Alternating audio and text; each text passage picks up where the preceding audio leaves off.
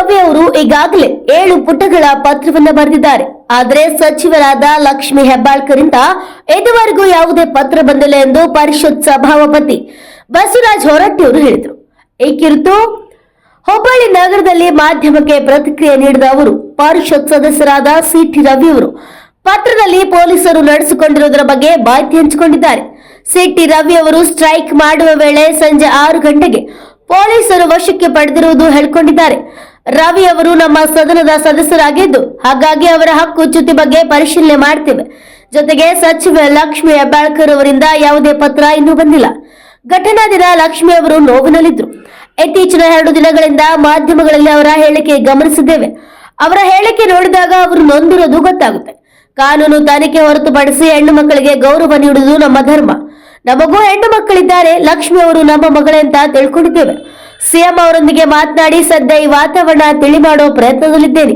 ನನ್ನ ತೀರ್ಮಾನ ತೆಗೆದುಕೊಂಡಿದ್ದೇನೆ. ಅದಕ್ಕೆ ಬಹುತೇಕರು ಒಳ್ಳೆ ತೀರ್ಮಾನ ಅಂತಿದ್ದಾರೆ. ಯಾರಿಗೂ ನೋವಾಗದ ರೀತಿಯಲ್ಲಿ ತೀರ್ಮಾನ ಮಾಡಿದ್ದೇವೆ ಅಂತ ತಿಳಿಸಿದ್ರು.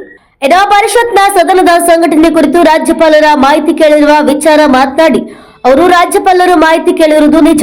ದಿನಾಂಕ 19ರಂದು ಆಗಿರುವ ಘಟನೆ ವಿವರಣೆಯನ್ನ ಕೇಳಿದ್ರು.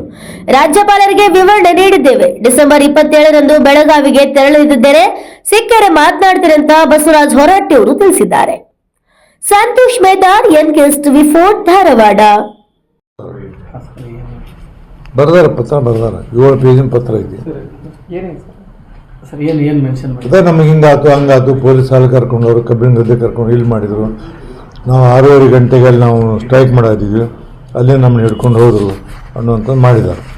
ಅದಕ್ಕೆ ಅದ್ರ ಬಗ್ಗೆ ಏನೇನಂತೆ ಎಲ್ಲ ನಾವು ನಮ್ಮಲ್ಲಿ ನಮ್ಮ ಸದನ ಸದಸ್ಯ ಆದದ್ದರಿಂದ ಒಂದು ಹಕ್ಕಿಗೆ ಚ್ಯುತಿ ಆಗಿದ್ದು ಅದು ನಾವು ನೋಡ್ತೀವಿ. ಪತ್ರ ಬರೀಲಿ, ಸಿಟಿ ರವಿ ಅವರು ಬರೀಲ್ಲ ಅಂತ ತಾವು ಹೇಳಿದ್ರು. ಈಗ ಸಿಟಿ ರವಿ ಪತ್ರ ಏನಾದರೂ ಬಂದಿಲ್ಲ. ಲಕ್ಷ್ಮೀ ಹೆಬ್ಬಾಳ್ಕರ್ ಅವರು ಮಾಧ್ಯಮದಲ್ಲಿ ಹೇಳ್ಯಾರ. ಅವಾಗ ಅವ್ರದ್ದು ವರ್ಷನೇ ಅಂತೂ ಅವತ್ತು ಅವ್ರು ಇದ್ರಾಗ ಇದ್ದರು. ಈಗ 2-3 ದಿನ ಅವ್ರು ಡೆವಲಪ್ಮೆಂಟ್ ನೋಡಿದಾಗ ಅವ್ರು ಮಾನಸಿಕವಾಗಿ ನೆಮ್ಮದಿ ಕಳ್ಕೊಂಡಾರ ಅನ್ನೋದು ನಮಗೆ ಅರ್ಥ ಆಗಿದೆ. ಅದಕ್ಕೆ ನಾವೇನೇ ಇರಲಿ ಹೆಣ್ಣು ಮಕ್ಕಳಿಗೆ ಗೌರವ ಕೊಡೋದು ನಮ್ಮ ಧರ್ಮ.